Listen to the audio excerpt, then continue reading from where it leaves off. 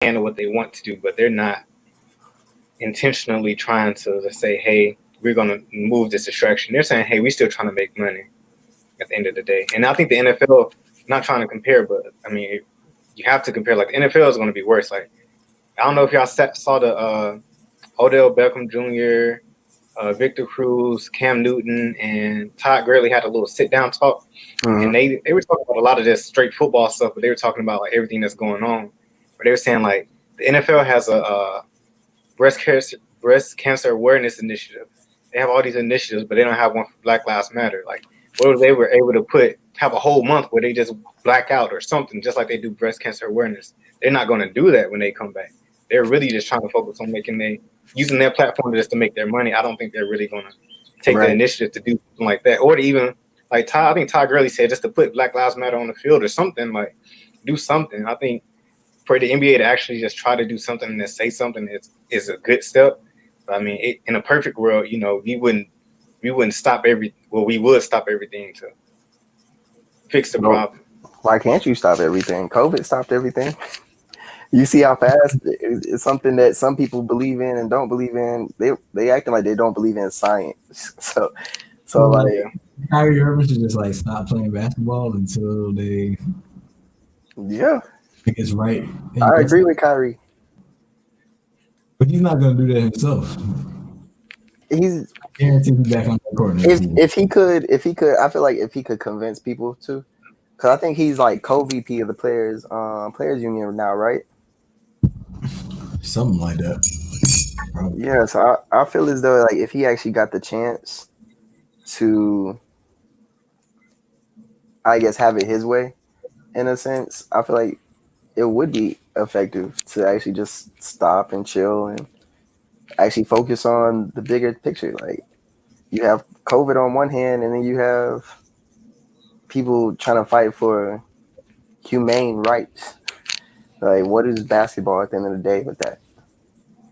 What is any sport at the end of the day? I was saying that I think that that it gives him, like, Kyrie Irving has his importance as a celebrity and as a person because of what he does on the basketball floor. So when he's on the basketball floor, that's when he has the most spotlight and the most attention. So like after the game, like if he wants to put a message out on social media, people have to go to his page to get that message. If he's after a game, after a press conference, and he's speaking about Black Lives Matter and he's refusing to talk about basketball, I think that's a way that he could be using that platform and that audience and that attention to his benefit. But you gotta remember who controls that platform. Like at the end of the day, the media, if ESPN don't want to sit there and post what you say afterwards, they don't have to. Like if you're not really giving me content, then why am I gonna put you? They'll make you a joke like they try to do with Beast Mode. I just laughed at his responses. Like we know he's not gonna give us any response because he tells us like y'all don't be in the hood, y'all don't be out. Like if you want to come talk to me, come talk to me. Not at this press conference. So then you really stop seeing that. I think people in the NFL have a lot less. I think black people have a lot less power in the NFL than the NBA because I really do see the NBA like promoting like J.R. Smith's or Jaylen Brown's message about social justice. Like, I don't think the players are being ignored. I think they're kind of being like promoted, even though it is limited in some ways. Like I know they were limiting the social justice phrases that they could put on back of jerseys. And they came out with like a certain amount of names that players could wear instead of their names. But, I feel like the NBA does a good job of kind of highlighting the players' voices rather than the NFL, which is kind of like shut up and hit, But I would say think about the person who really doesn't care. Like, if I really just wanted to watch basketball and that's just it, like just basketball. Like I don't care about your social issue problems. I'm getting what I want at the end of the day just because you back on the floor. I see Malachi posted. Feel like we as people give too much attention to celebrities as a whole, and that's a fact. I don't think enough of them read. Going back to what we said before, I don't think enough of them read for me to give them my attention. Y'all just saying the same repetitive stuff as others, but it's just what exactly does that do to come back? like I don't think that gives you a bigger platform, bro. It doesn't really give you a bigger platform. And do I want to go into what Malachi's saying? Do I even want to give you that platform? Because some of y'all aren't really going to say anything that's progressive or that's actually really helpful. I guess my argument would just be like, are you paying more attention to Kyrie Irving after the Nets game, or on a Tuesday night on social media? You know, when are you more tuned in what Kyrie is? I guess that would depend on your algorithm. Like, in my opinion, I don't even follow any of them, but I don't follow anybody but LeBron in the NBA. So what do you think about LeBron being like no matter what, I'm going to go out there and play? Like, yeah, I don't agree with it. On the court, you don't agree with it? Nah, bro. Like, what are we getting out of that? Like, again, you're just trying to get this platform for yourself, bro. Like, there are other people who's actually been fighting for this stuff for a long ass time that deserves this attention right now. You know, the people, for instance, like Angela Davis does not have a social media, but that is somebody who we all should be listening to at this very moment. Like, I don't need to really hear LeBron until he actually reads enough books for me and prove like he knows what to do next versus like, let me just see what this celebrity is saying. You know, like I need to hear the Ta-Nehisi Coates. I need to hear the Ibram X Kennedys. I need to hear the people that's been writing about this for years, been talking about this for years. You know, like where's Bell Hooks right now? Where's Kimberly Crenshaw right now? Where are these people? Like, that's who I want to see in the forefront. I don't need to see like amazing Twitter statuses or Twitter posts, you know, like people random cloudivist now, you know. New term recently. Have you heard that term before? Cloudivist, bro? Cloudivist? Nah, what is that? I heard that from Havens in this ACLU program, and one of the girls on there was talking about how she's been an activist in high school since she was like 12 or 13, and she's about to be, what school is she going to now? I think UCLA at 16 or something like that. I think UCLA. Okay, so yeah, she's been on her game, and she said the word cloudivist and kept saying it. I was like, cloudivist, and I was like, I like it because it's just people just being activists for clout. Wow. Yeah. So, Howard. She's going to Howard. Okay. She's going to Howard. That's what's up. So, does Haven want to jump in the conversation? Or you want to start talking about Between the World and Me? You hopping in? I was waiting for like the next question. We about to hop in on the Between the World and Me talk. Yeah. You gonna hop in? Were you guys starting? We already started. You want? I think we can start with one of those questions that you sent me. Yeah. I'm cool with that. Which one you wanna start off with? I think the ones. What up, Haven? Hello. All right.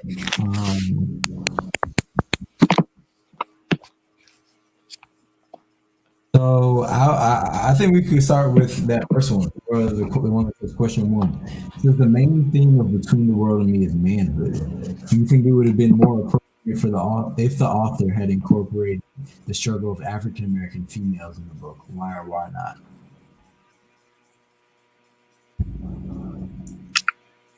I personally feel as though there's a space for everything. So a Black man can have his space to tell his Black story and his Black perspective, especially talking to his Black son. So I didn't really find it necessary for him to involve the Black woman perspective. Is it because he's saying his piece and his experience? So Yeah, I'm not sure where's that question at real quick, just so I can look back at it. Let me type it in for you. Oh. It's the main theme of Between the World and Me is manhood. Do you think it would have been more appropriate for the author if he had incorporated the struggle of African American females in the book? Why or why not? In my personal perspective, I mean, I think it would have been good if he could have, but if he couldn't speak accurately on the experience of Black females, then kind of like you were saying, this was like his personal account or his personal jersey, so that's why it included so much about black manhood. And he was also talking to his son. But I personally don't know if I feel like the main theme in the book was about black manhood. I mean, maybe in a way, but maybe more of just like black existence and violence and fear and how that's come from America and it's been how it's inflicted black communities and how that's even reciprocated amongst black people. I would say Right, right. I would think that would be more of a theme to me than like manhood. Yeah, I felt as though it was more so about not having your body, like not having the ownership and the free will of your own body, and just knowing like you got to deal with all this suffering that you didn't ask for, but this is it, you know. And I'm giving you this breakdown so that you know what you're going out into. Like I didn't think the main thing was manhood as well.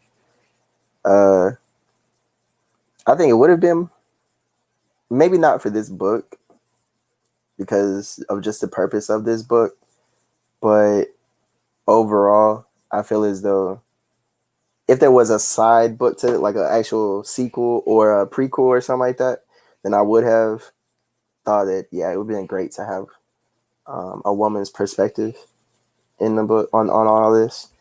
Uh, Marcus said a different perspective would have helped, but the author isn't fully abreast to the experience.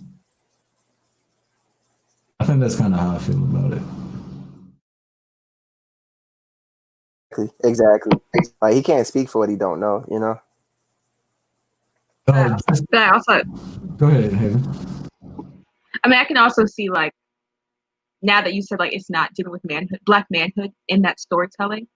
I can see the perspective of like there's the erasure of like black women perspectives, or the fact that he even has. Because I assume he has a black wife because I believe his son is black. So I believe that he has enough, not to say he has a first-hand perspective of what the black woman goes through, but how we know Trayvon Martin's name, or how we know all these like black male names, but we don't know the black woman name. Like he wasn't personally like I don't know, he didn't personally know Trayvon Martin, but he could have at least still given the perspective of like what's happening to black women as well. Like I feel like you can speak on the injustices of other people without fully knowing like who they are or like being part of that group. So I can get how there could be the erasure of like the black woman experience as well.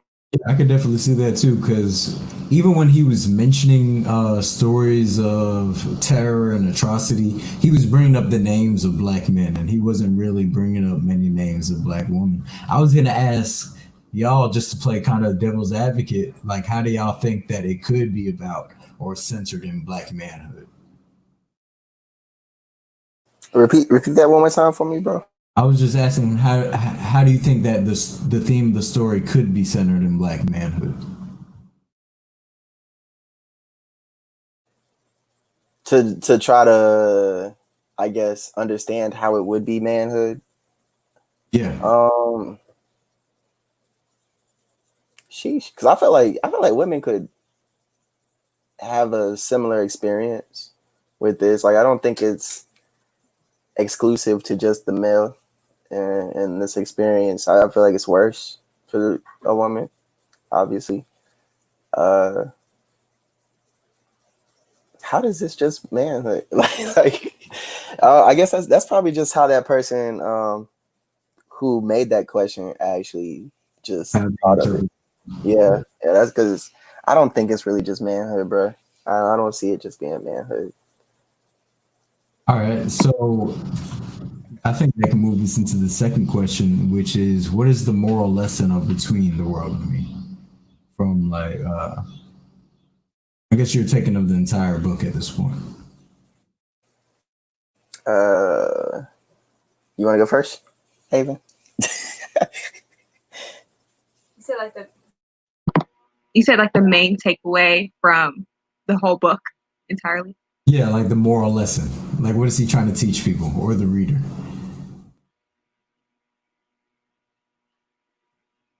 I don't know, because there were so many things that were happening. I feel like overall what the message she was trying to send the reader was that this experience is still continuous. Like the fact that he is talking to his son about something that he experienced that is still happening to this day. So it just kind of shows like this fight isn't over and this experience transcends through all the Black experience. Like it doesn't matter where we're at, what city you're at, what age you are, we all can relate to this experience. Yeah, I would have to co-sign that one because that's what I really felt like it was. That was basically the connection between him and his son. Just realizing like, yo, you in a different time than I was growing up, but I see you still dealing with the same things. It may be, you may be in a different environment, different setting, it may be different people, but I mean, essentially, Tamir Rice, Trayvon Martin, all of these people, Ahmaud Arbery, they're all just another form of Emmett Till, you know? So it's just, we're all connected. Like, this is just our connection. That's what I really felt like I got from it, that we all gonna have to deal with this suffering in some way or form, this struggle towards liberation and freedom. And I'm not about to sugarcoat it for you. Like, that's how I really felt like it was. I feel like he's probably had more in-depth conversations with his son past this book. However, like this was probably enough to give insight to people who may not have had those conversations with their parents or anything like that, you know? Yeah. I mean, personally, I think it was a lot of the same thing, but I would say that I think he wants to make the struggle, as he uses in the book, apparent to his son. So, but that also includes teaching his son about the American dream. And I think he also wants to educate the reader about the American dream and how the dream masks the terror of American history and American reality. And I think he wants to make that real for his son and the reader, whether that person is Black or white. And I think he wants to, you know, kind of let people know their role in this American dream. And I think he wants people to think about their role and figure out what they can do to, you know, kind of get forward progress. Even though he doesn't point out many solutions, I think he does have like a couple solutions where he kind of shows what people should do in the future. Right. You want to bring up this point? Yeah. Let's talk. I like Marcus's post. This one or the next one? Yeah. Where he said, Coach says, "Oh no. The one where he says the moral, the American dream comes at the price of the Black and brown bodies. That price is too high." Yeah, that's that. Like my body's too expensive for y'all to be riding around Lamborghinis off my labor, bro. like you know. Y'all, that's very interesting. Like he had a point in the book where he was talking about how after the Civil War or during that time period that African American slaves or African slaves were like the largest piece of capital in the world. And, you know, I think it's just interesting how we were so valuable as capital now. And now that we're free, like we're still in the same position, and we haven't turned that like capital potential into anything real as a people. And I guess my question is like, why is that? Why were we the greatest piece of capital then, and now we're one of the poorest people in the world? I mean, that's just how it's set up. I feel as though I think me and Haven were talking about this earlier. For instance, we're saying like which one was more critical for the other. Like, was racism the key piece for capitalism, or was capitalism the key piece for racism? And so I guess that would essentially be like, would slavery be that key piece for both? I just feel like you have to have in the capitalist system, like how Courtney said on a previous episode, where she's saying like you have to have somebody being oppressed. Like it really didn't matter about your skin tone. Like they just made that the thing because that was like the easiest thing to point out. You know, it was the easiest thing to show. Like they oppressed Jewish people as well. It's just they can assimilate easier when they are white passing. So it's a lot easier for me to like if my skin could change colors, it would be a lot easier for me to just be like, all right, cool, I'm white now. Now you can't impress me, you know. I feel like that. Continue. He writes about that in the second half of the book, where he talks about a couple of different religions, and he talks about how like, you know, Irish and German and these other subsets of the European, you know, or the white race have been basically erased because of now we have black people that we can hold at the bottom. So we don't really have to, disenfranchise a certain group of people because now we have another people that we can capitalize off of. Exactly. Malachi said, "This country, it was the key. Slavery was that key." Yeah. I mean, we know that they tried with the natives. Like they tried with with others. They tried with their own, essentially, at first, you know. But I think in Stamped it talked about how they would run away. They couldn't enslave those people that were also white, like the Irish, German, or whatever. Like you couldn't enslave them like that because they just go and say, "Man, I ain't about to do this for you for no 7 years, and I'm about to just dip and go to some other state and live my life." You know. I like how capitalism was the force behind racism. In my mind, the Irish were first oppressed by the English, then natives, then us. Essentially, yeah. It's like a new word I learned recently, and now I didn't make this one up, Chapman. Sine qua non, and it's like the essential piece. Like you can't have the next part without this portion. So it's like essentially capitalism is the sine qua non for racism and slavery. Essentially, that's the real thing, bro. It's like, dang, how do you beat that? How do you get away from that? Capitalism? Yeah, that's my thing recently. Because it's like, how can you make the good things profitable? I see Daisha commented, "We are only valuable when we are owned or dead. We don't hold nearly as much value to them alive, making our own choices." Facts.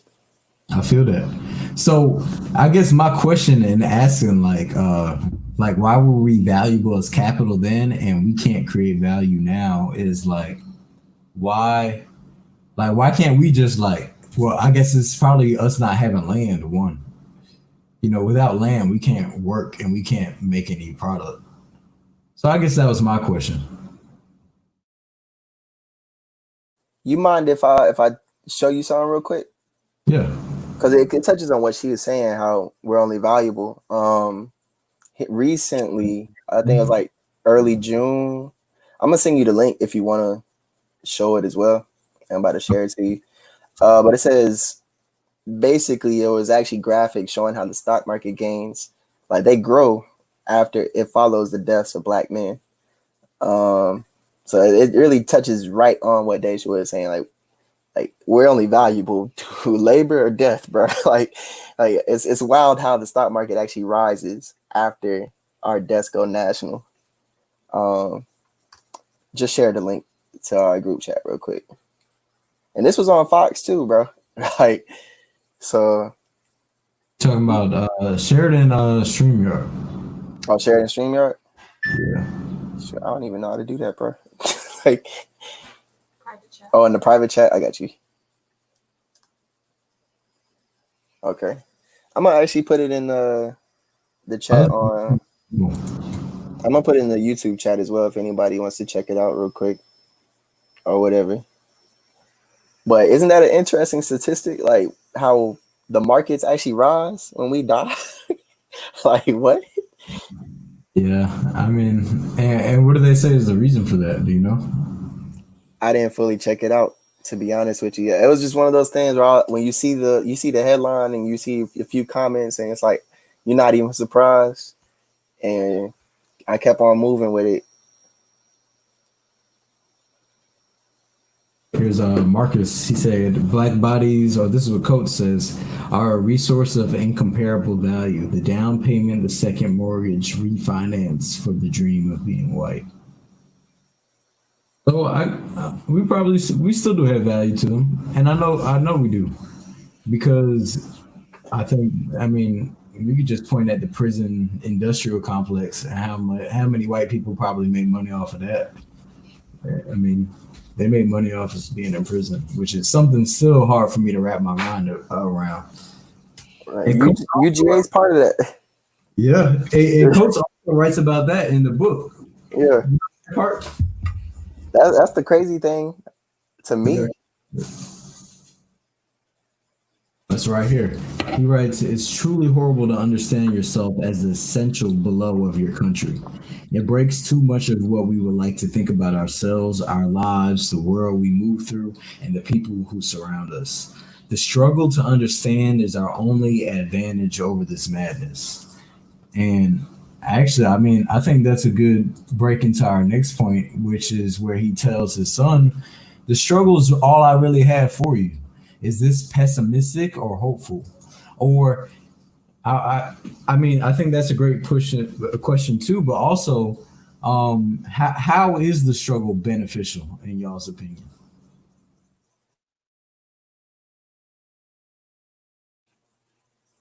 I'll let Haven go first. I feel like I've been talking a lot. Yeah.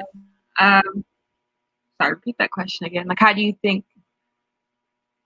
Or like, was it that question or your question? You could answer both, either or. When he talks to his son about the struggle, and he says, "This is all I really have to give to you." I'm asking, do you think the struggle is something that's beneficial, or do you think the struggle, like, and how would it be beneficial to Black people?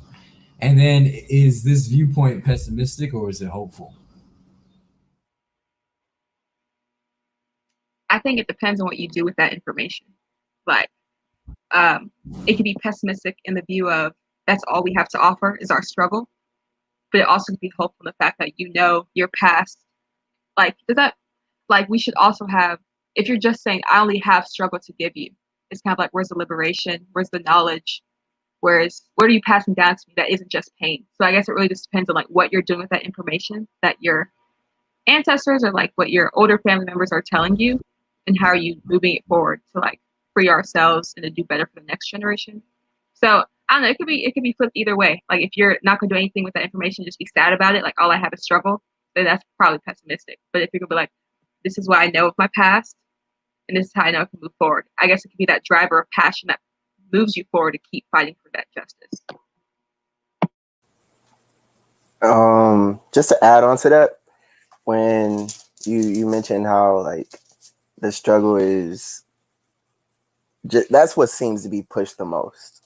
Like, that's what they want to show the most, but you don't actually see the positive sides that we have as a people, you know? Like, you don't necessarily get to talk about Nat Turner.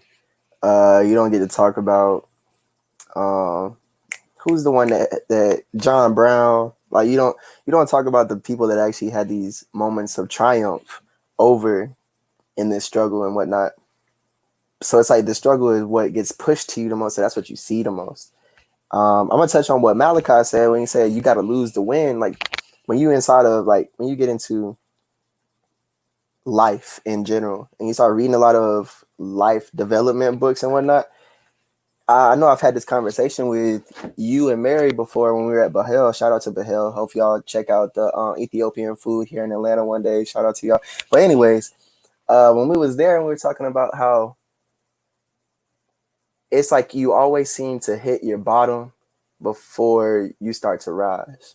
And it's like, you know, those esoteric saying like as above, as below and stuff like that. Like, and I was saying like how what Haven was just now saying Or it's like, what do you get from that? What are you getting from this struggle? What do you learn from it? So, and nah, not the hell, but hell, bro, dog. He commented, Yeah, nah, but hell. It's like BAHEL, dog. Like, it's a good ass restaurant, bro. Check it out. Support the black owned restaurants. But basically, in my minds, and reading so many books on these self-development books, it's like when you actually learn from the losses, that's what really helps you. When your failure really does project you to your progress and everything. It's like you just have to actually truly actually analyze what you're going through so that you can progress. It's like we haven't really had time we're so stuck on the struggle that we haven't really had time to analyze the struggle. We haven't had time to actually analyze and read all these books that we be reading and everything, to actually say, like, for me personally, like I said before, the reason why I read so much is just to learn from what's already been done, so I don't have to do it again. You know, going back to that quote, a fool learns from his own mistakes, a wise man learns from others. So if I learn what all that W.E.B. Du Bois has done, if I learn what all that Kwame Ture has analyzed, if I learn what Malcolm has analyzed, I learn what all these people have analyzed about our oppressors, about our situations and everything, then I don't have to repeat that same mistake. However, we're still repeating it, so we haven't really learned from it. So when you say the struggle is all you have to give, then yeah, that's super pessimistic when you're not learning from it. But when you actually learn from it, then it's like, okay, I get it now. I can move on from, like, I don't have to do the march anymore because we learned from marching. Like, we continue to keep going back to step one when we need to move on to step 2, 3, 4, 5, 6, and we're still stuck on the struggle. You know, like I think I said to you and Mary before, where it's like it was something about how when you're so close to the bottom, that's really how you can flip it. Like, you're the one that's failed so much, flip it. Like, that's all you have to do. We are so close to failure. We are so close to failure. We are literally this close to slavery again, dog. Like, that 13th, 14th, and 15th Amendment is only important because the Supreme Court makes it important. Like, they can switch that just like that. We don't have the power to control that. So we're still this close to failure. So I'll cap on Malachi's saying you got to lose to win. Like, that's literally what we have to do. Like, they're winning just because we haven't learned from our lessons. That's really it. And what about your thoughts, bro? I mean, I see what he's trying to say, and by saying the struggle, I don't know if he's talking about like the things that people have to go through on a daily basis, but you know, in the book he says the struggle to understand is our only advantage over this madness. So like the advantage that Black people who are aware of the dream and what they need to do to get out, that's, I think, what he's saying he's passing down to his son, and saying he's passing down the struggle. So to leave him oblivious would, you know, I think is what he doesn't want to do. But I think he wants to show him what reality is and make sense of this fear and violence that he he experiences on a daily basis. I think that's what he means by when he says that I'm passing this down to you. And in that sense, I find it to be hopeful rather than pessimistic, because I think it would be more pessimistic for him to leave him with, you know, no guidance or no true way to move. True. But he didn't necessarily give the answer. That's the thing. Like, if you just consistently talking about the struggle and you haven't come up with an answer yet, or you're not trying to develop an answer yet. Well, he does kind of provide an answer. And he said, he says the struggle is really all I have for you because this is the only portion of this world that's under your control. And he writes that like liberation and change has never been the sole actions of Black people alone. Like, people, like white people had to have decided to like give you basic human rights. We didn't just do that on our own. So he was saying ultimately it's going to be up to like white people to let go of the dream. That's not the answer. That's not an answer, dog. That's not the answer, but that's not the answer. No, dog, because that's the point of having power. The whole game is power. We need the power too. The whole thing is that we've given them the power. He's literally saying like, I need white people. Like I need white people so I can do what I want to do. And you can't do it that way because they're secure people. They are very secure. How would you do it without white people? Because we live in America. I mean, You literally have to go radical, dog. Like you have to literally look at every single person they claim to be radical, because even with anti-racists, they've called them radical. You see the people that you look at history and you realize all the people that they call radical are really talking some real stuff. And then you see like nobody listens, so we continue to repeat it. And then years later, like for instance, I don't have it right here. I'm not about to get up, but I keep mentioning this book. You got Kwame Ture's Black Power. You have look up Bobby Wright, Amos Wilson. You look up these people, and they're talking about the same stuff we've already done. So they're talking about gaining power to actually do what you want to do. And what they say, most people would probably call radical, but it's not necessarily radical. It's radical to your oppressor because that's not how fast they want to move. And when you want liberation, you can't base your liberations, the speed of your liberation on your oppressor. So like what he's saying is not necessarily an answer. That's an act of democracy, which is part of the psychopath's game. That is part of the game that they've already rigged for us. Like I can't win a game that they've already created. I have to actually do the quote unquote radical things, to actually, their whole thing is economics. So we need economic sabotage. If their whole thing is profit, I need profit sabotage. I need to make the opposite of what they love profitable. I need to actually do things that they don't accept, because we see when we do things they don't accept, then something gets moving. Even though it's performative right now, we still got to keep moving it. But we got some comments, bro. I keep seeing the comments flowing. Wait, question real quick. Yeah. How would we have control over our struggle when it's based on what they do upon us? So like him even saying that you have control of your struggle, it makes you wonder like how? Like you're living in this white man's world. So how do you even have control of anything? You don't. I can definitely see that. So you want to go through a couple of these comments? Yeah. We actually, when we get done with those, I want to hear your opinion though. I guess all of like, do you actually still think that's an answer, or? I wasn't saying that was the answer. I'm saying that's the answer that Ta-Nehisi provides. Okay. That's his answer. You're saying that's one of the answers that in his writing. Okay.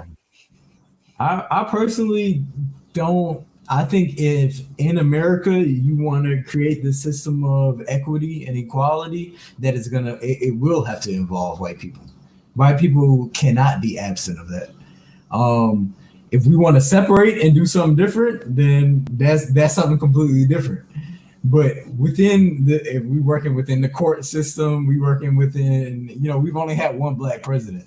I think the percentage of us having another black president is, I don't know, pretty low at this point, at least in this election. So if it happens in the next 4 to 8 years, it's probably going to involve white people, Vote for me 2048, 2044, 2040, one of these years. That's real. But, that might not be the answer, but I think in America, it's going to take cooperation with white people. For now. But let's hop to these comments, because I'm seeing it keep moving and I ain't checked them out yet. Yeah. I like Malachi's comment where he talks about we never left the struggle, we just learned how to survive a different way. Dog, Mally, we got to bring you on to actually talk about that struggle though, because me and Malachi had a deep conversation one night, and helped me find an epiphany that I'm definitely writing about, bro. I'm definitely writing about it. But yeah, we definitely haven't left the struggle. No. We've learned how to survive, and they've learned how to employ it in different ways on both sides. Let's see. We done took over half a millennium of struggle. Our come up about to be something serious. Facts. Yes, we do have to learn from it. America as a whole doesn't learn from its mistakes. That's true. That's true. America is very reactionary. It's very reactionary for now, like this time period now. It doesn't even think to the future. It just thinks now. Like you Yeah, had Obama's, and then like let me just go all the way over here. I think America's pretty dishonest and overlooking of its mistakes too. I think if we were honest and upfront about a lot of the effed up stuff that goes on in America and American does as a country, we'd be in a better place. Right. Like Mally said, we wouldn't even be having this conversation if we was out the struggle. I see Mike put, I feel like the only benefit of the struggle is the help in the struggle. It feels like thanking the thief for helping you pay for thanking the thief for helping you pay your bills with money he stole from you in the first place. Facts, bro. That's exactly what this is. Like, oh, you already done took it from me. Maldy mentioned the ISIS paper. That's the second person who mentioned the ISIS papers. I got them. I just haven't finished it yet, bro. That's a deep book too. I got the Osiris papers the other day too, bro. The Osiris papers?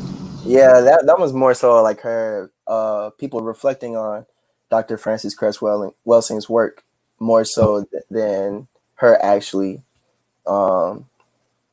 having new discoveries and whatnot, you know. Like ISIS papers is really just her main work. Osiris papers is analyze. Yeah. Okay. Yeah. All right, Marcus says, I don't care who's getting it done. I just want to get it done. I think you catch more bees with honey. Allying against injustice, regardless of races, is essential. Okay, I can challenge you on that one. Before you do that, let's just get married in here. Bet, please do. Hey, and she out there in the sunlight getting that vitamin D. You gotta unmute yourself. Okay, we good? Yeah, you good. Okay. Hey guys, it's been forever. I just wanted to hop on and, I'm just listening to all the comments that's already being said because I had some bits and pieces, but I'm just getting in where I fit in currently. But really good discussion. Yeah. To our viewers and whoever else future viewers, this is our co-founder that has been elevating her life in the meantime that we've been waiting for and whatnot. Happy to have you in today. Thank you guys. It's good to see y'all. Same. So you were about to counter a comment, right? Because I had a counter too. Oh, I'll let you go first. So let's see, young lady business. I don't care who's getting it done. I just want to get it done. I think you catch more bees with honey. Ally against injustice. So I do believe, that phenomenon of you catch more bees with honey because it's true. And it's like, it kind of, I feel like the counter to that, maybe what you're about to say, Zach, is that the counter is to, build our own beehive so that we don't have to invite in something to help us produce, but we can produce for ourselves. So I do agree, though, with this comment because it's essentially like, playing the rules of the game so that you can win as well. And to a different opinion that may not have been discussed because I just hopped on for the past 15, a way out of it is understanding how they built up, they as in the first class citizen of America, if you will, but white people are people who can pass. So learning what they did and replicating it and still keeping our internal nature. So keeping, the realness and knowing that we're not selling ourselves out just because we want to find wealth here. Because if we destroy wealth, then we have to have a structure, to follow up with it. Because otherwise, we're about to destroy money and then we need to introduce like a new barter system. We need to introduce something, that can replace it because it is there for a reason that is rooted in capitalism. And it honestly reminded me of a quote I saw that was like, you can't be anti-racist and not be anti-capitalist. And I, Exactly. you know, it's so that's true too. But there's a lot of ways to go about this. So Yeah, I want to. I was gonna. Yes, I agree. Same as you. Like, I agree that you do catch more bees with honey. But right now, my bees need to be black. I need some black bees. I need some all black bees to start coming, coming to get this honey with me, so that they can actually. We need an allyship within ourselves because we don't even have that.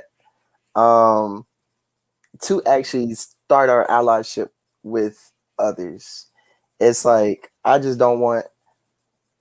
I was talking to I don't know if y'all know, but Justin, the one that's Instagram famous by Justin Blue, I was talking to him and we are talking about how our movements easily get hijacked. They can easily get hijacked by our quote unquote allies. Like if you don't stick with your main purpose, it's easy to get off your course because you start adding in others that may not have the same purpose as you do, you know?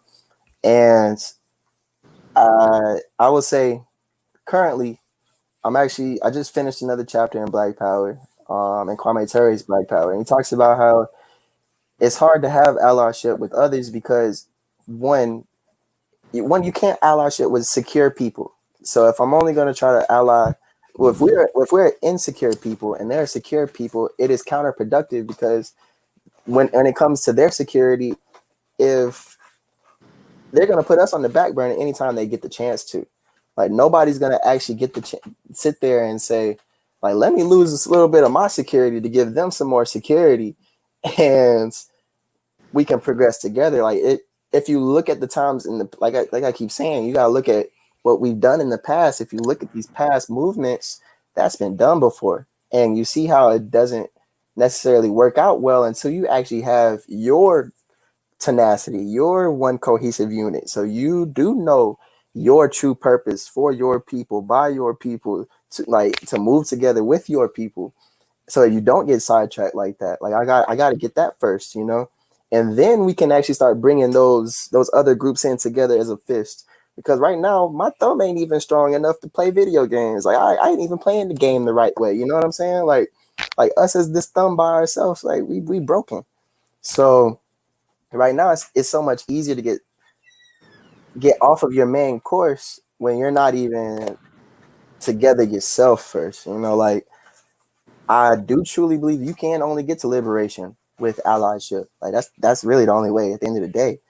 But it's like, dog. I mean, what Malachi's just put lions hang out with lions, not tigers. Like I can only start hanging out with them tigers when my food is good. You know, when their food is good. But when we both trying to get that gazelle, man, I can't look out for that tiger. Like I need that gazelle from my pride. You know what I'm saying? Yeah. And I think that Ta-Nehisi, I think he talks about white people having to do that specifically to dismantle the American dream. Like to specifically get rid of the American dream is going to take what he calls the dreamers to wake up. And I think that's part of like what he kind of says their role is in all of this. It's less of them. And I do agree with you. Before we can have, I definitely agree with you that we need unity amongst ourselves before we, move to try to change or take help from outward sources. I could definitely agree with that. True. I think that as soon as we actually, how do you actually think we can come together then? Like, because he didn't give an answer for that in the book. Like, I guess this isn't necessarily a book to find a bunch of answers. It's just one to, it's like a discussion opener, really, in my opinion, like to get you thinking about what you're actually going through. And I think it's an eye opener for a lot of people. Maybe not now, less now than it was maybe a couple of years ago when this book came out, because I think of all the social justice and the awareness that's happened in the past 5 months or so. But I think this book is also just like to make the dream more apparent, because if you were, if you were raised in America, then you're most likely like dreaming and not outside of the dream looking in. Facts. I think if as soon as you can wake people up from that dream, like how he talks about the people that think they're white, like Yeah. dog, you're not even white.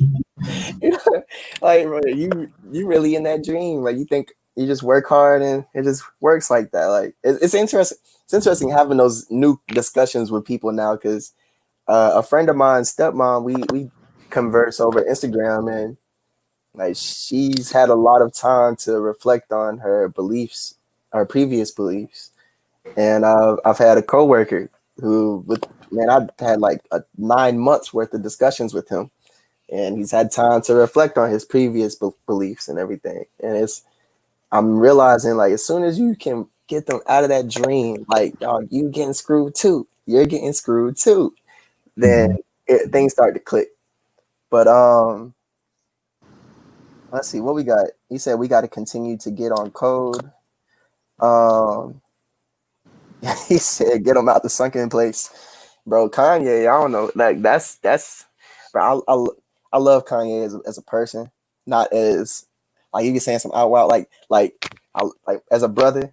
Like he's one of like you still got my skin. Like you still have some type of experience with me. But like if I can get you out that place, bro, I can just get you out that sunken place. I even had I won't say who. I spoke to somebody recently with their son is in that sunken place. And they're like, I done gave you these books. Your grandpa was like militant pro-black. All your uncles and aunts were militant pro-black. Like all these people. And he looked at Howard and he was like, yeah, black people too extra. He I think one of his mother's friends is like in the D9, took him to some HBCUs and he was like, nah, like what we gonna do with this one? Like how can we save him and everything? But he's at a very good school, like top of the nation type of school here in Georgia. He's literally the only black male in his classes. He doesn't know the microaggressions that he might see against him because of his skin tone. And it's like, how do you get somebody out of that if they've never had that experience? Because they're thinking like, oh, my friends aren't racist. They haven't done anything to me. You know, they're still in that thought process. Like, I think it has to come with having conversations like this with people. I think interpersonal conversations are really important, and then just the education. I mean, but you said the thing is, you said his mom is giving him books. Like, you know, his mom talks to him and he still sucked. And maybe for him, it's just better to live in oblivion, you know?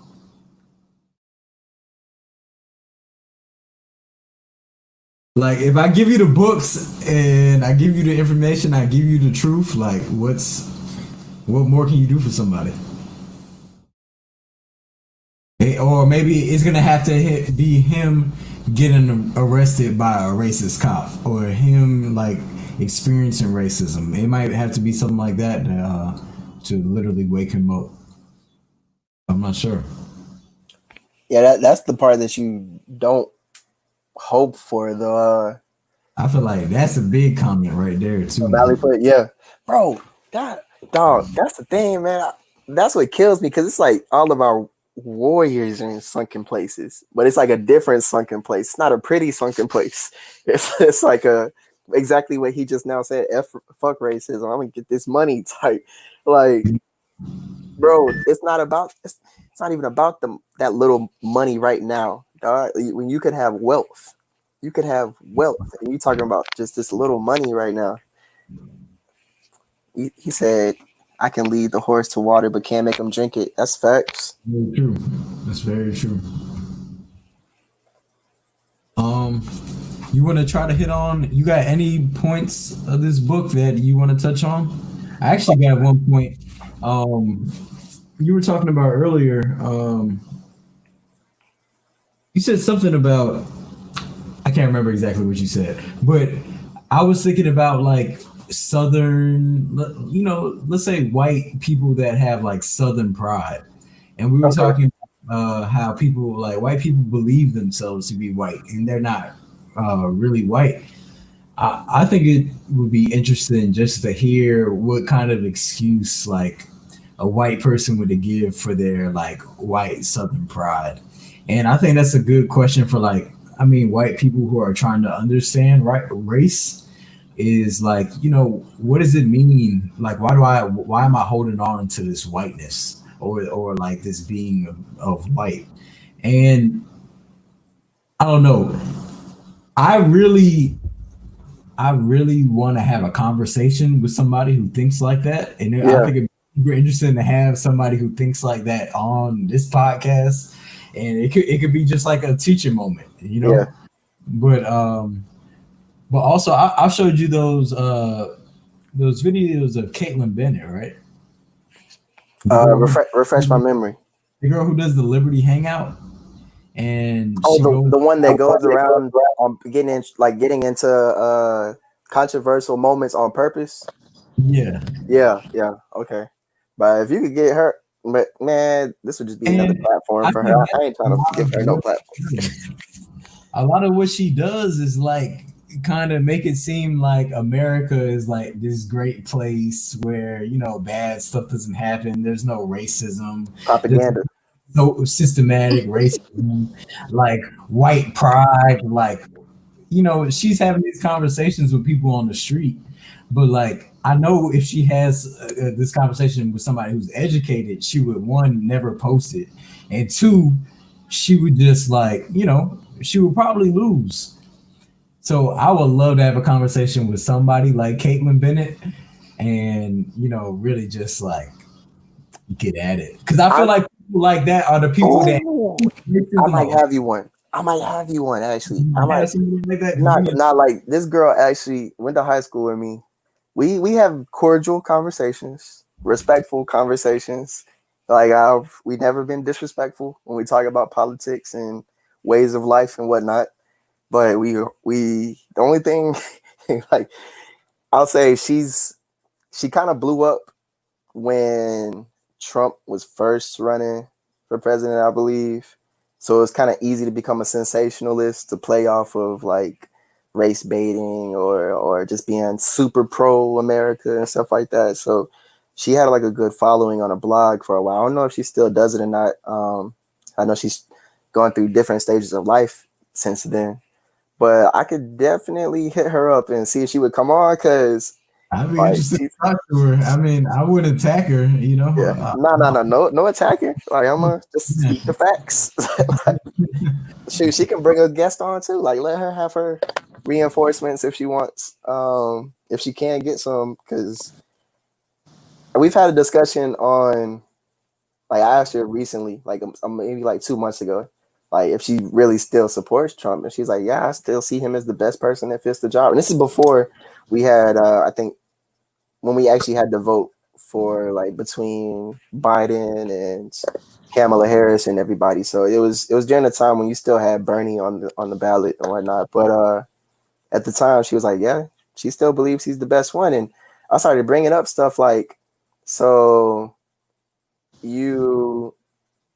For instance, she's still in the dream. So I was like, I would bring up stuff like how somebody in a lecture I watched talked about how I think some of the Middle Eastern countries were about to pull out of the U.S. banks right before 9/11 happened. But then 9/11 happened, and then once that happens, Bush could I think what's it called, state of emergency, when you can actually like shut everything down. So it's like that bank, they can't pull out of the bank once that happens. So they thought it was like a strategic move. So I started bringing up stuff like Vietnam. Like, why were we even there? We're fighting an idea. We're telling people how they should live and everything.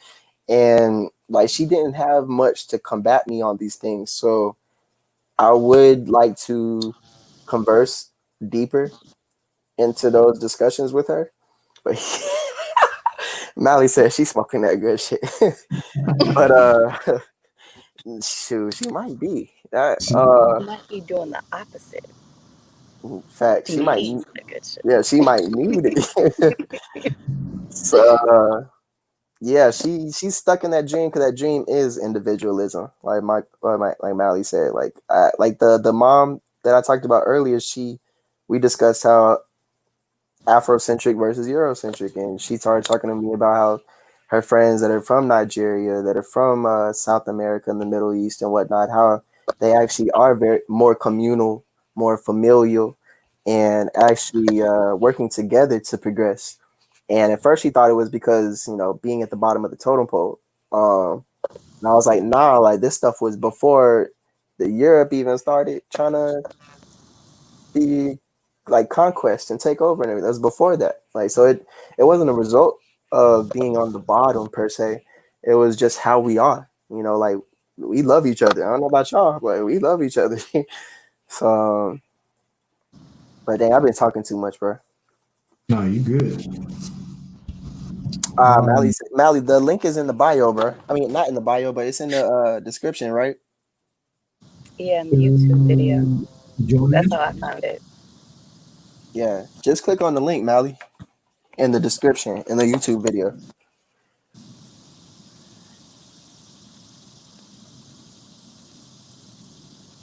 I'll say that, What? Zach. Oh, continue. My bad. My bad. Oh, I just was going to say that, what you were talking about, Zach, in regards to the collaborative economics that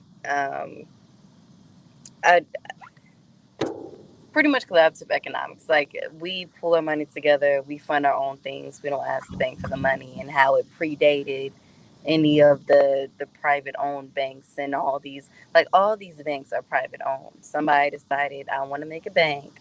That bank, put its stuff out there, and we trust it because it says bank, and then we put our money in there, and then they take our money and they invest it, they flip it. That's how we actually get, our dividends back and stuff.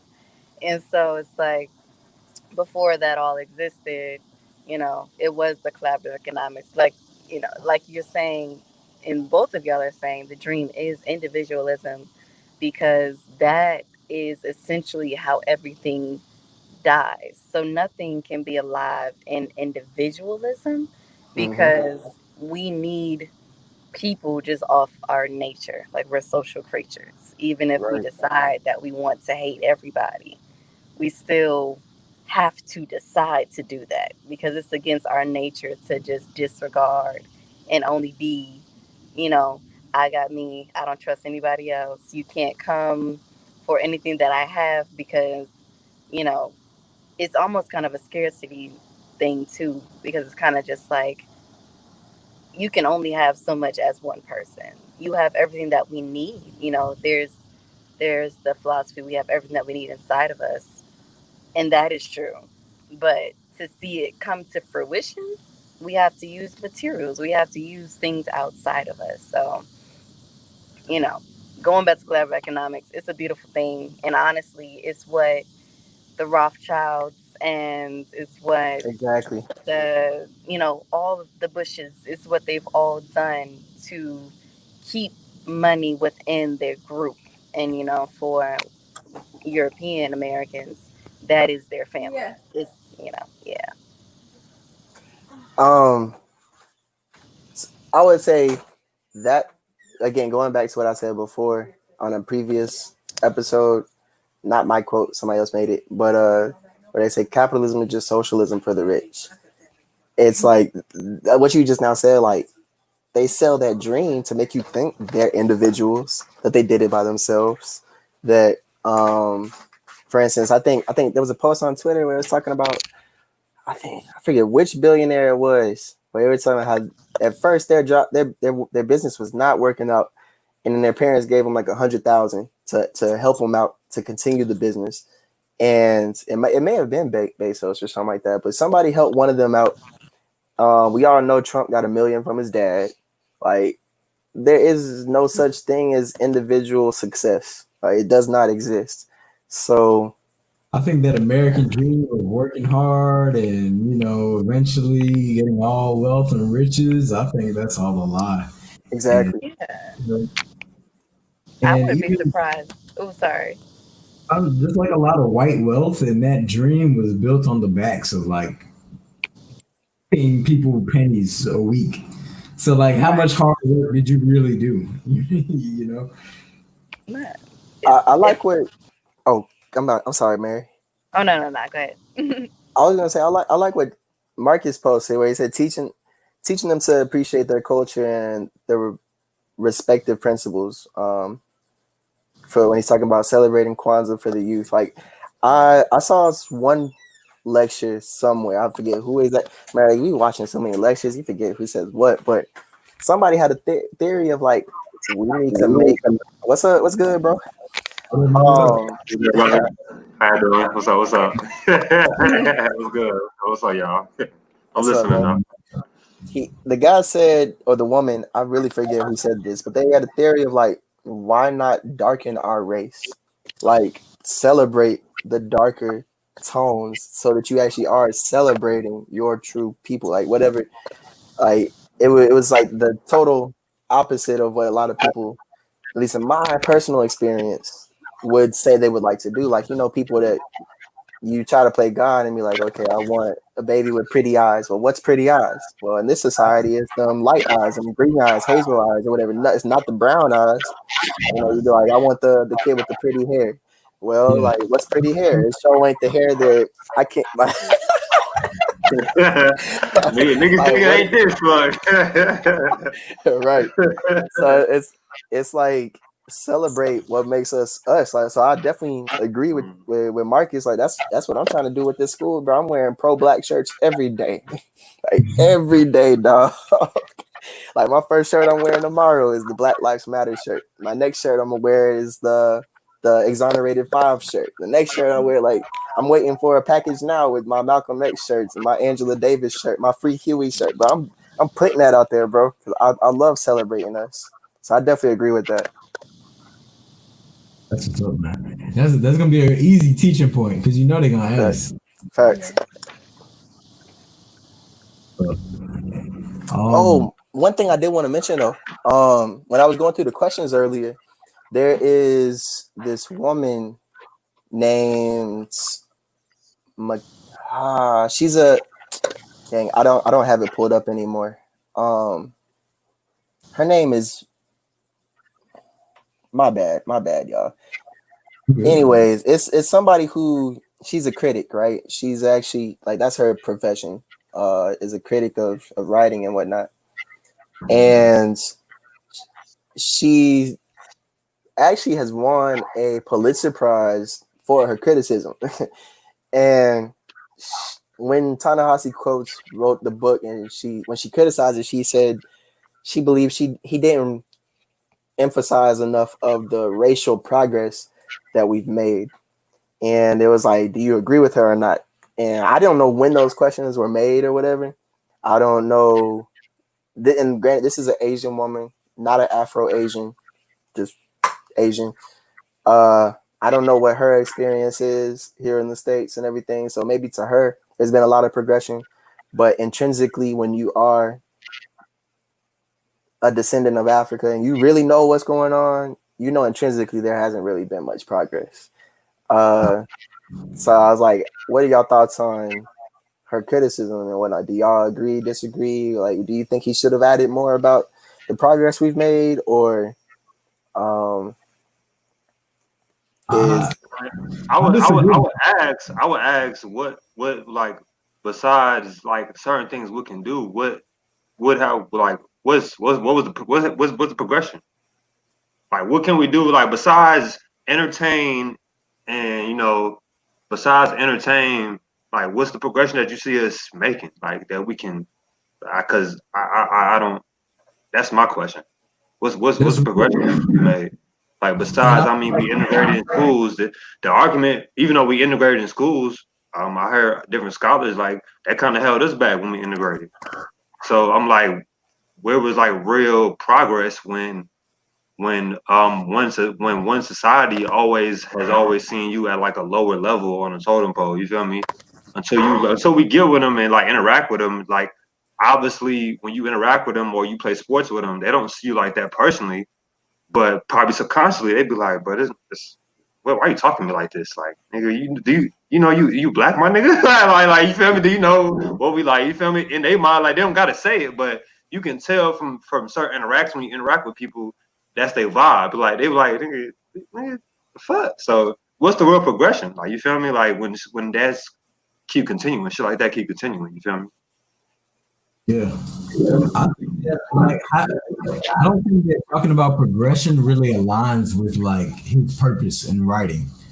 Like he's writing to kind of highlight all the injustices about what black people have to live through in America. Like, what would be the point of talking about the progression when this is something I talk to Zach about all the time?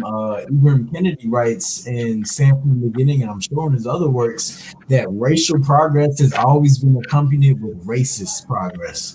So if they keep changing how racism works, even though we might progress in one way, racism is just going to change how it works and it's going to disenfranchise us in other ways. So what am I talking about? Like the past, like I'm trying to make new progress.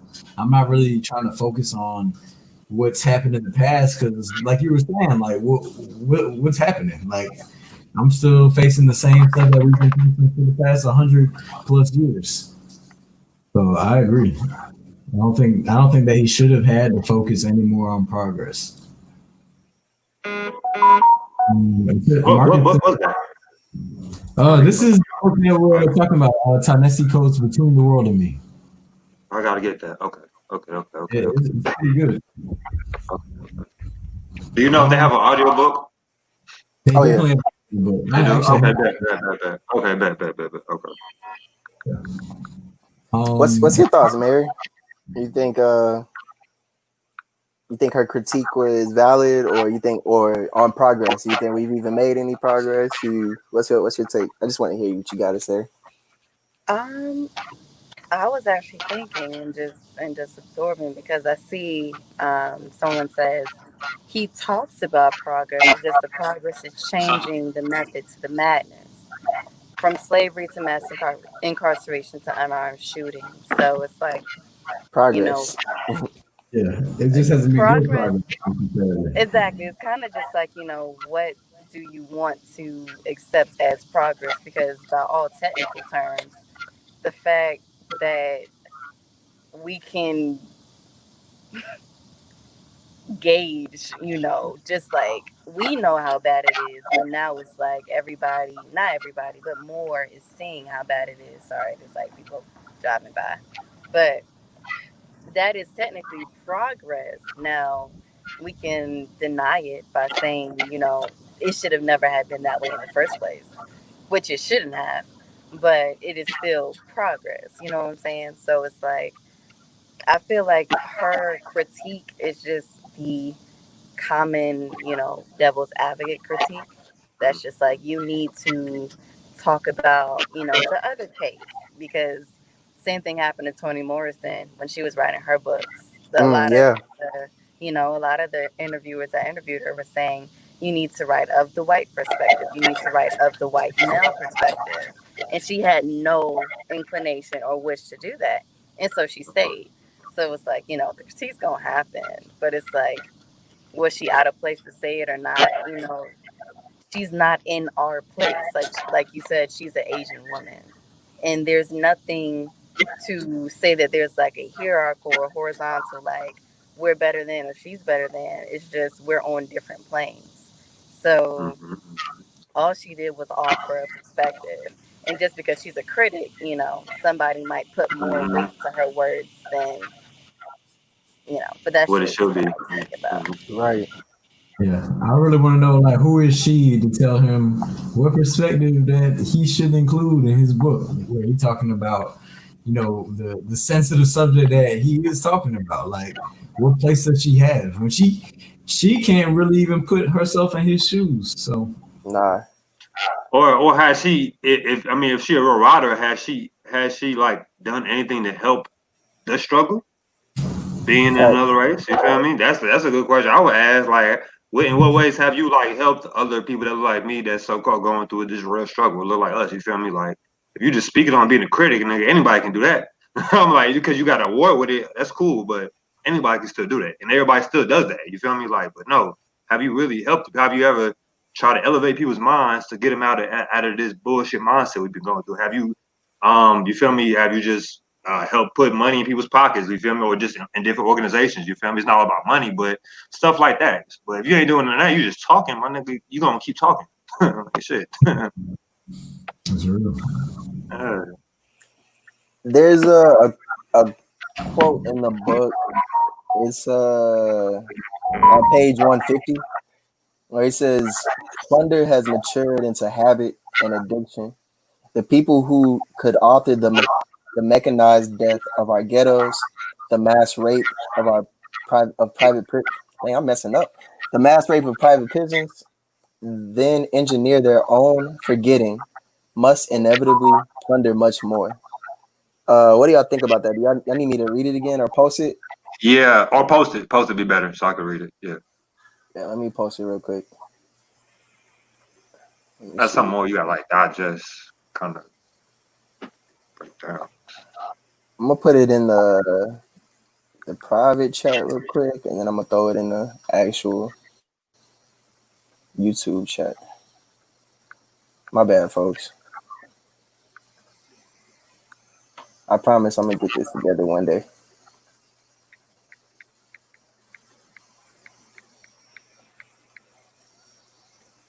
So yeah, I'm a let's see. Let me post it in here real quick.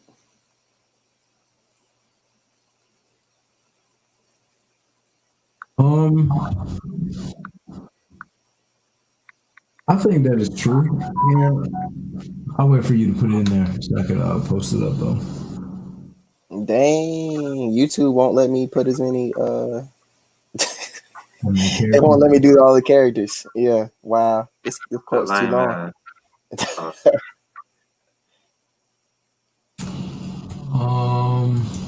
Let me see. If you check it out in that private chat, Malachi. In the private chat? Yeah. Where's that at? In this like little StreamYard studio on the right side, it should be like a little sidebar. Oh no! I see the quote in the private chat. All right, I just posted it on the YouTube as well. Just it's kind of broken up, but it's on there though. Yeah, no, mine's already automatically went to the private chat. Cause I seen it said good for 20 minutes. Okay. Bet. Yeah, so plunder has matured into habit and addiction. The people who could author the mechanized death of our ghettos, the mass rape of private prisons, then engineer their own forgetting, must inevitably plunder much more. What y'all think on that quote? I think basically what he's saying is like our American society and system is built for white people to benefit off, Black Americans, the exploitation of Black Americans. So like he's saying, it's gonna happen because it was set up that way. I think that's really what he's saying in that specific passage. But down below, he talks about how the dreamers have improved themselves in the way in which they can take advantage of Black, violence against Black American people. And he says this revolution has freed the dreamers to plunder not just the bodies of humans, but the body of the earth itself. And I like how he tries to he tries to take this violence that white people have against Black people in America and correlate it to like how that's, how they're reciprocating their aspects, or just how people are treating the world right now. But I think that whole part of it is very interesting. Yeah. I would say I know what plunder meant, but I still have to look that bitch up. Because this ain't plunder has matured into habit and addiction, and I feel like when you like people came over here robbing and stealing, ISIS, like folks came over here robbing and stealing. You feel me? Even like, because I believe it was like Indian people here. Like I found them out. Indian heritage and like black people been here before Columbus was even a thought. So you knowing that you've been just killing off indigenous people a lot of places you go, because like the main word is colonization. Colonization has a lot to do with this word plunder, because to rob of goods or valuable by open force, that's colonization. You rob open force, you going in there like, yeah, you live here, that's cool, but nigga, I'm taking over now. That's you like damn, I'm like, hold on, I never seen you before though. You like, all right, damn. So as maturity is a habit and addiction, people who could authorize negative, therefore I get us as a matter of proper business engineer that I'm forgetting must never plunder much more. And that's really what it is. And that's kind of like what you're seeing out, like, I wouldn't even say out, like when you go outside, but like more so like news wise or like what people out doing, like it's the plunder is been inevitable.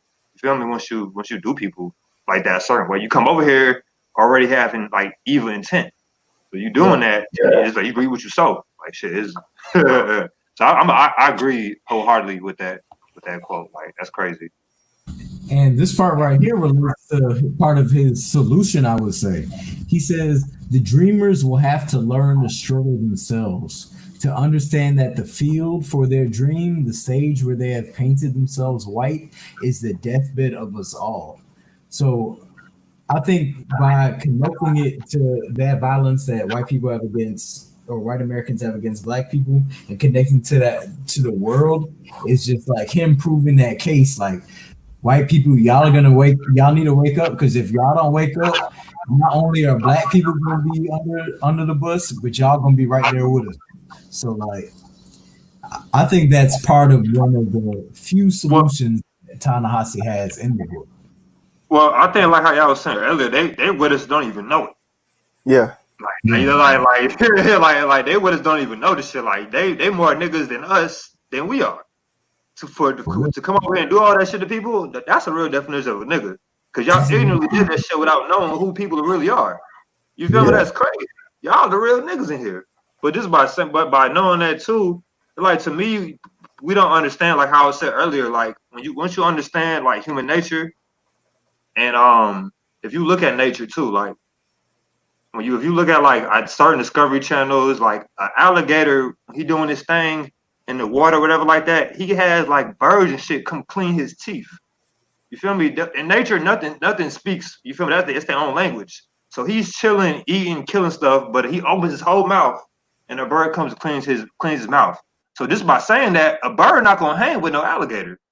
But I'm gonna help you out in society. I'm gonna help you out so we can get because at the same time, the bird is getting food from his mouth. He's surviving from this alligator's whole mouth.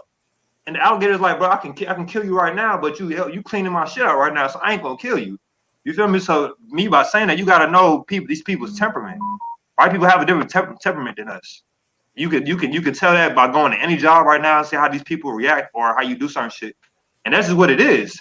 That is how we were created differently. And there's nothing wrong with that. You feel me? But once you get into stuff like that, you have to know like what white people are what. You feel me? Who knows what? Because like just by saying that first thing, like if they don't even know, you feel me, what the fuck they really doing, and like shit is all right to them, like that's just going to show you how like this society really is. You feel me? So if we doing shit like that, I feel like to link up with them and for them to know certain shit, a lot of people they're not gonna. Some of them, the ones I interact with, some of them know they false, but not to extent they just gonna like help us out with this struggle shit because to help us out is to almost like it's almost a detriment of them because that's why I said read the ICE papers because they detriment the way we survive is gonna kill them because if me, four of us right now can go to an all white college, like not an all white college, but years from now, if we was to go to like an all-white area and populate that motherfucker,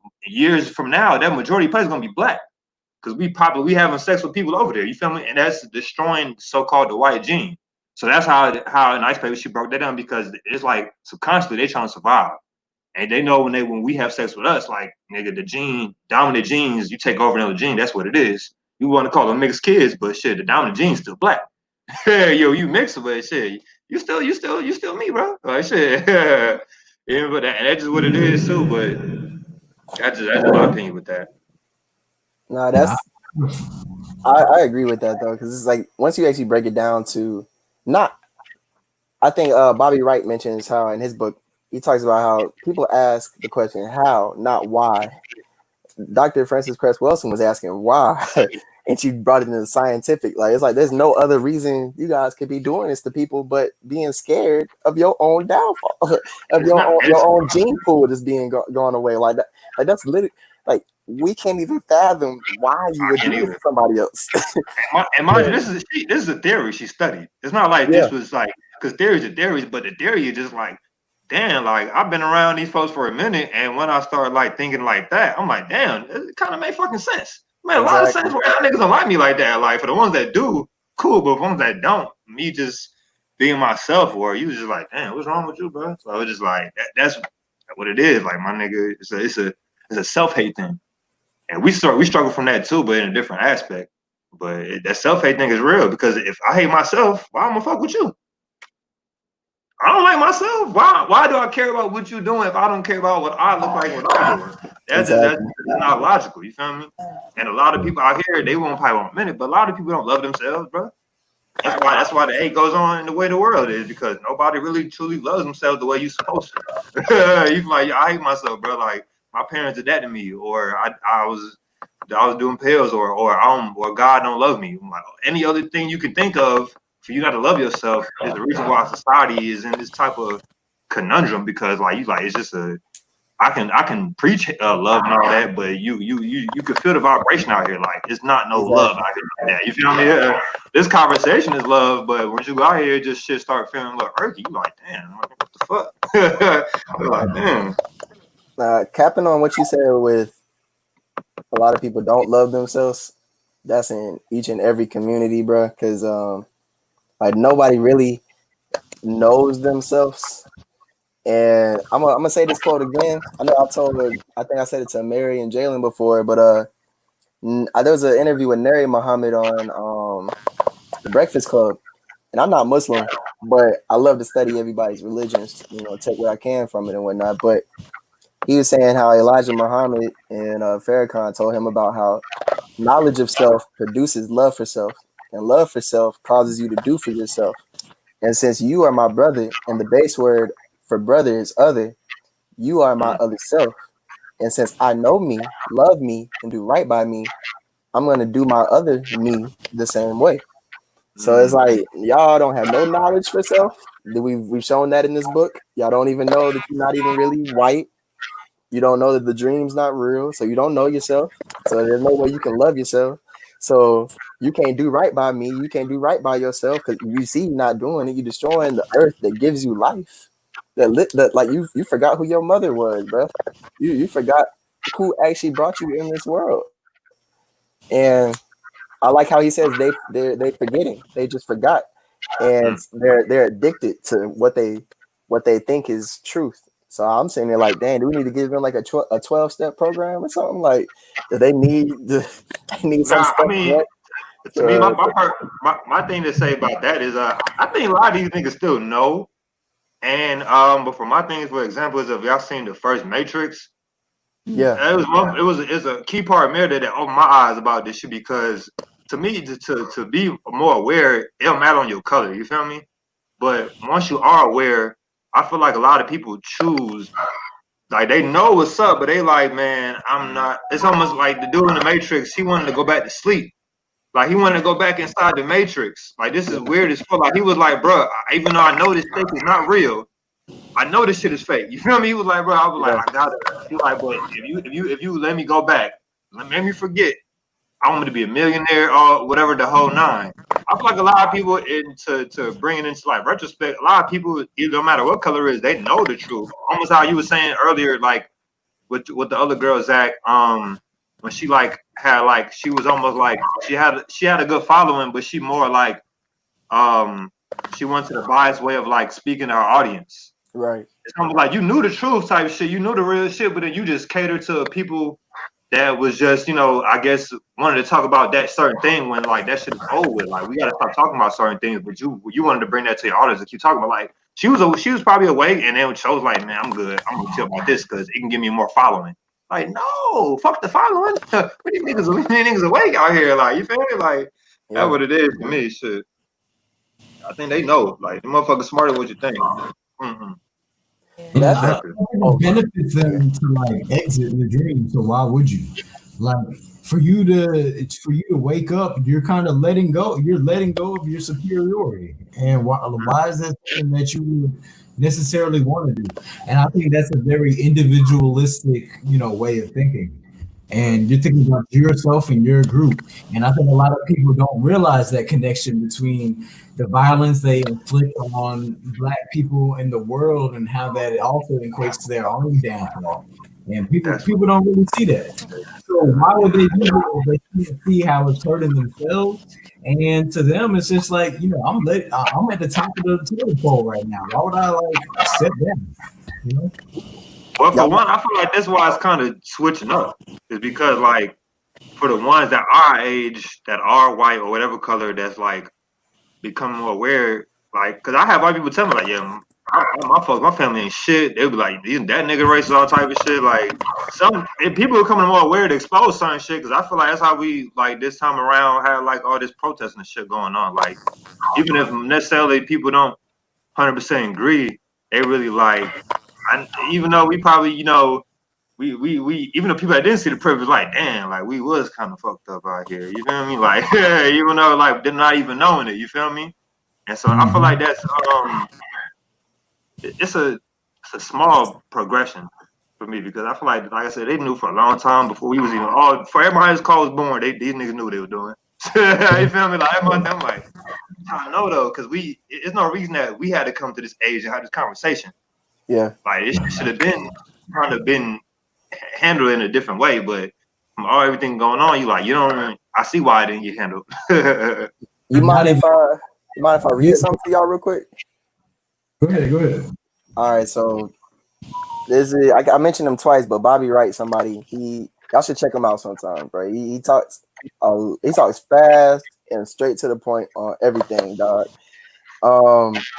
But going off of what Mally said when he says like people know, but they just act like they don't know, or they want to do the other easier thing. He says behavioral scientists generally agree that the outstanding characteristics of the psychopathic personality are the almost complete absence of ethical or moral development and an almost total disregard for appropriate patterns of behavior. This characteristic has led to misunderstanding of the psychopath as someone who does not know the difference between right and wrong. This belief is not true. Psychopaths simply ignore the concept of right and wrong. By ignoring this trait in the white race, the lack of ethical and moral development, Blacks have made and are still making a tragic mistake in basing the worldwide Black liberation movement on moral suasion. It is pathological for Blacks to keep attempting to use moral suasion on a people who have no morality where the race is the variable. Because of their lack of ethical or moral development, there is no conflict between the whites' religion and racial oppression. The white race has historically oppressed, exploited, and killed Black people, all in the name of their God, Jesus Christ, and with the sanction of their churches. It is generally overlooked that the Ku Klux Klan is primarily a religious organization. Like, that is why they can't be no damn terrorists. They're religious organization. That's their God. That's Christian. So he was like, they should never forget. He says Blacks should never forget the image of the Pope blessing the Italian planes and pilots on their way to bombing Ethiopian men, women, and children who had only spears to defend themselves. I'm gonna stop right there. I love, if I get a chance, check out some Bobby Wright, The Psychopathic Racial Personality. The crazy thing is, like you said, I know they know, because they got other books out here about psychopaths. Like they said, what we can learn from there's a book out there called What We Can Learn from Psychopaths, dog. They know Trump's a psychopath. They know these people are psychopaths. Like, they okay with it though, because it's profitable. Even Ibrahim Kennedy talks about this, and Du Bois himself writes about this, about how, post the Civil War, post Reconstruction, he was, trying to wake people up. He was trying to wake people up from the American dream, like that he wanted to prove his humanity, and he wanted to prove the humanity of his people. And he came to the realization himself that people, like the white people knew that, black people were fully capable, and X, Y, and Z, they just chose to ignore it. And Ibrahim Kennedy brings this to point, I think, to say that the people that create racism, the policy, the foundation, the structure, they are not unaware of, the reality of race and human life and human rights. But it's the ignorance and hate that stems from them trying to justify their racist policy or trying to make their racist policy seem like it's not racist. And that's where the ignorance and the hate comes from rather than the other way around. Right. But Ibram's on that intelligence stuff, bro. Like, Mary, what's your thoughts? I know you've been soaking it in. You're such a conscious listener.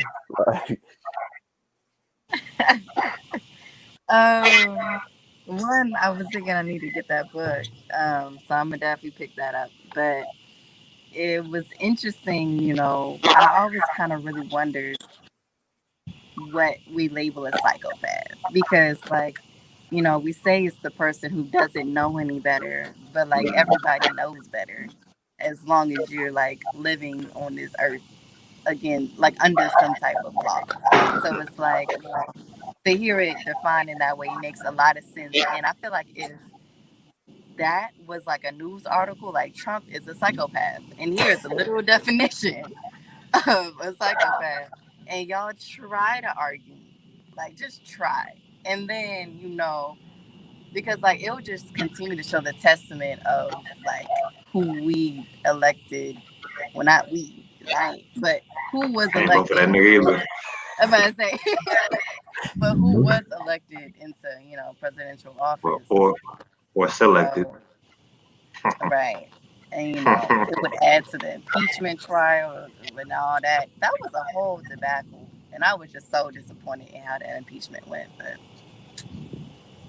yeah, I was just thinking, yeah. I believe they've just made it all a soap opera. It's all just a soap opera. like that whole trial was a soap opera. Yeah. I feel like also as well. I was talking about it with I forgot which friend I was talking about it with, but he was watching this interview Mike Tyson had with this dude that was in the mob, deep in the mob back in the day, or even recently. Because at the same time, a question to ask is where did the mob go? Yeah. Bro, these niggas never motherfucking left. Where did these niggas go?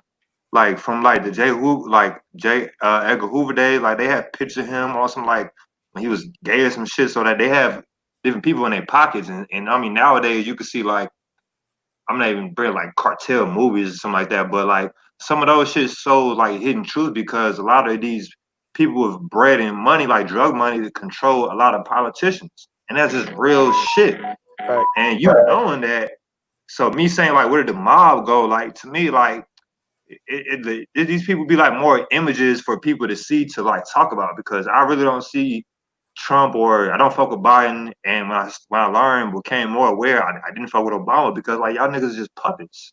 Y'all good for the image, but what are y'all policies? Who are y'all putting in positions to do certain things? I started asking more questions. Then almost how me and you, Zach, talked about before, or not how me and you don't even know, or you probably know more now, but for the most part, people as a whole don't know who we got locally around us.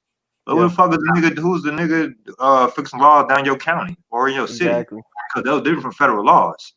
You feel me? Which we don't, we don't keep track of those either. You feel me? It's run by the president, but he feel me? It all trickles down from local, then the state, then to federal. But we don't even know what the fuck is going on local and state yet. I mean, it's shit. We run for the president, and then even when it gets to the president, like I said, that's to me, they a whole a whole nother puppet out here from just a whole bunch of other people. And it's they still working with other people.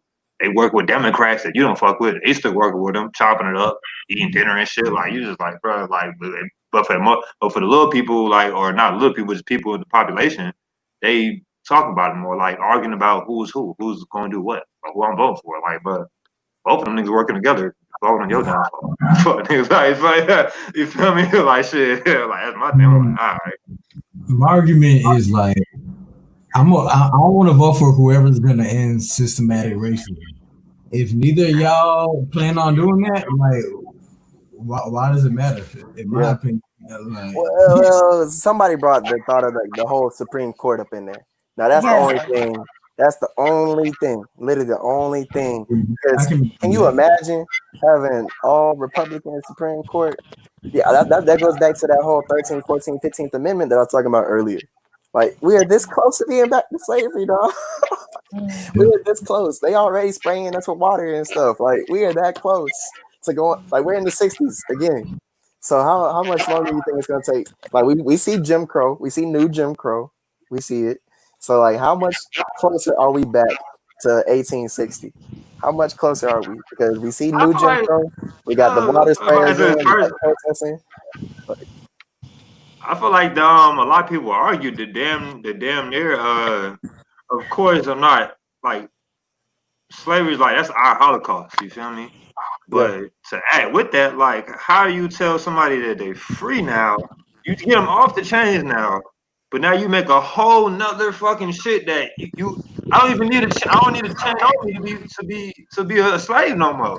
Y'all niggas have made black codes. Y'all niggas have made all type of other shit to like, bro. Fuck the chain, nigga. Like I don't need a chain on you no more, bro. I don't have to This is your see you chain. to work for you no more to work for me. This is But your you feel me? chain, Like dog. exactly. So I mean, I feel like and if you listen to a brother named Dr. Clark Anderson, and he speaks on wealth, and he was like, the same amount of wealth that we had coming out of slavery, the same amount of wealth we have now as a people as a whole. So I think by knowing that, you like nigga, you still might be in 1860. you just got nicer clothes and technology.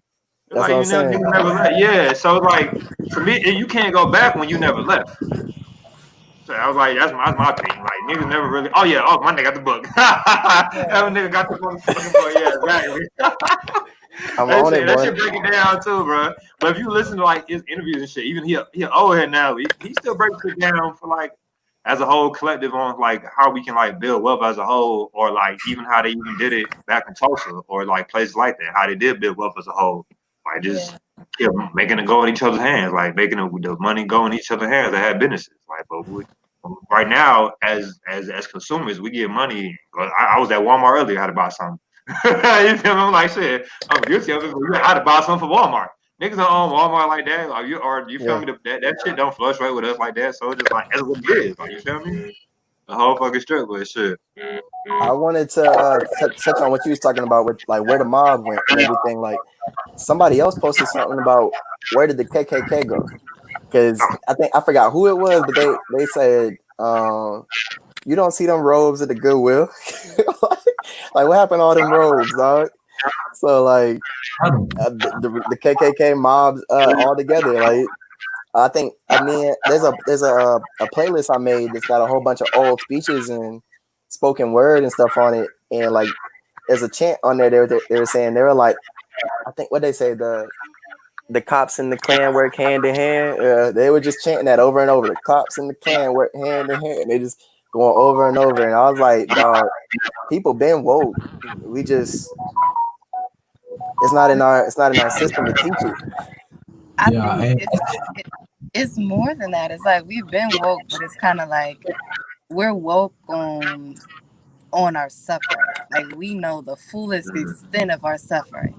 Yeah. But it's like, we don't want or we don't know to educate ourselves on what's the next steps to make sure that we can stop suffering. Because like going off of what Malachi said about, you can't go back to the plantation if you never left. It's like that's a real statement. Now I counter that, being that now, yes, there are such things as redlining and subprime mortgages and everything that is related to keeping us as second-class citizens in the United States of America. But in this current, I think that's why the COVID pandemic is such a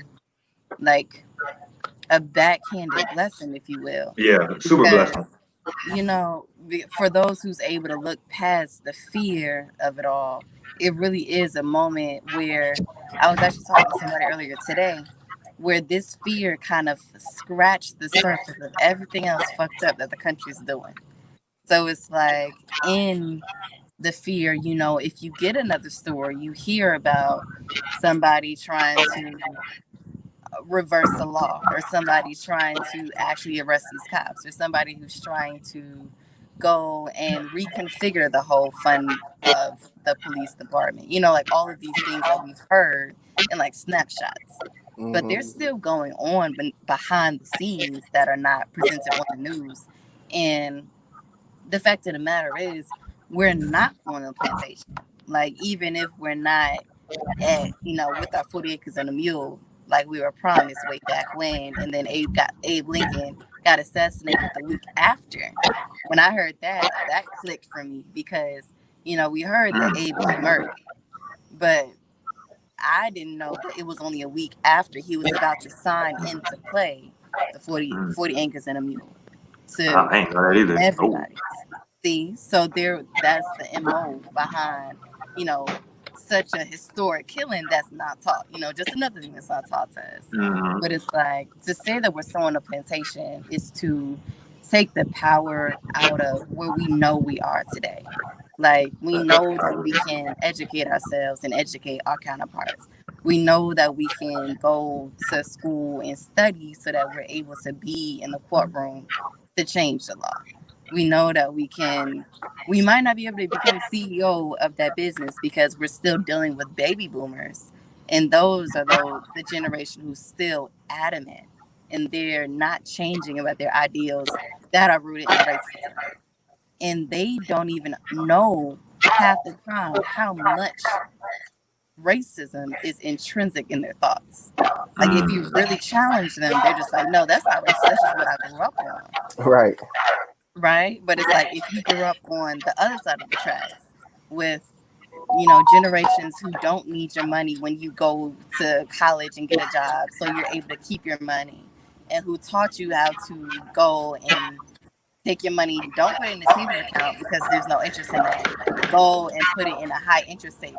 Go and start making a money market because there's no age limit on that. You know, all of this knowledge that comes from being, you know, further up on the starting line, if you will. And we're, if anything, if at the starting line, we're back like 20 paces. But it's like, you know, to ignore kind of the progress that we have made is kind of, it doesn't add to any sort of revitalization that's needed to put the next steps forward, because we still have a long way to go, yes, but we have come some ways. I won't So even say far, a lot yeah. of ways, but some ways, you know. Because a lot of people still have sacrificed a lot to even get Yes. us here. So I do, yeah, 100% agree. And I feel like that's the reason why it's important to fight more and fight with more ambition, more gusto, with more compassion for your people, for your cause, for everything. Because, like, that's what I think about all the time. I was telling, I forgot who I was talking to recently, but I truly have fallen in love with our past messiahs. Like, in my mind, like, I'm so thankful for Frederick Douglass. Like, you know how hard it is to actually go out there and speak in front of a bunch of people that hate you to your guts and your soul. Like, I have so much love for Harriet Tubman to actually continue to go back to hell, to get your people out of hell. Like, I don't know how many people would actually do that, to actually go back in time with the knowledge you have now, to even have the knowledge now that you have now, and know, like, dang, I gotta get all the way to past Kentucky just from Georgia to get my freedom, and then hold on, to come back and save 300 more. Like, hold on now, how am I gonna do that? You know, I have so much love for Sojourner Truth for actually speaking up in front of all the other feminists that didn't even want her to speak. I have so much love for all these people that did things for me and they didn't even know I was even going to exist. You know, they didn't even know if they were going to exist the next day. You know, like, I don't like a lot of disrespectful stuff I see on Twitter towards our previous ancestors and stuff. Like it shows you don't fully understand how close you are to your detriment and how far you are from where they brought us, to even have the freedom to act like none of it even matters, to even have the freedom to have the privilege to not read, to choose not to read when that used to be illegal for you to do. I used to tell my students that all the time, like, how do you understand how important that is? Like, it was illegal for you to read, and you're saying you don't want to read? Like, what? What? Like, it's, I don't know how people do it. Like, how do you show apathy for the ones that did so much for you? You know, but that's it. That's for me. I know we coming in on 2 hours and whatnot. Let's see if we chop it up on Wednesday, or can chop it up on Wednesday or next Sunday or whatever. I know I'm about to have to be out. I got to get up in the morning. So we'll make an announcement, and we'll do something definitely within the next week. Yeah, continue. No, go ahead. My fault. You go ahead. No, I was just gonna say we gotta put out like what our next book is gonna be, or if we gonna vote on it, or how we just gonna choose it, how we gonna do it, because it's a lot of knowledge out here that we're trying to put people onto, you know, and we're trying to come to a collective growth, you know. Okay. Yeah, I was about to say, I thank y'all for having me on too. I'm definitely gonna start doing this with y'all too, because I learned a lot too. So Yeah, man. Definitely. We love having people on here.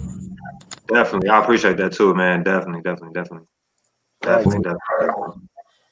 Put other people on too. If there's anybody else out there that you might think is interested in having to speak, say their piece, say they, you know, whatever they thinking, you know, like a lot of us hold in a lot of emotions, a lot of experiences. You know, we haven't had time to decompress with our own, you know, like we don't even like therapy. So like maybe this just talking about this stuff can be somebody's therapy at some point, you know, or just listening, whatever, you know, you never know. Definitely. No, I agree 100%. All right. Well, all right, thanks for tuning in. Everybody who, I guess we got one we're down to one viewer. It's cool. Thanks for tuning in. And we'll be out this week. All right. One love.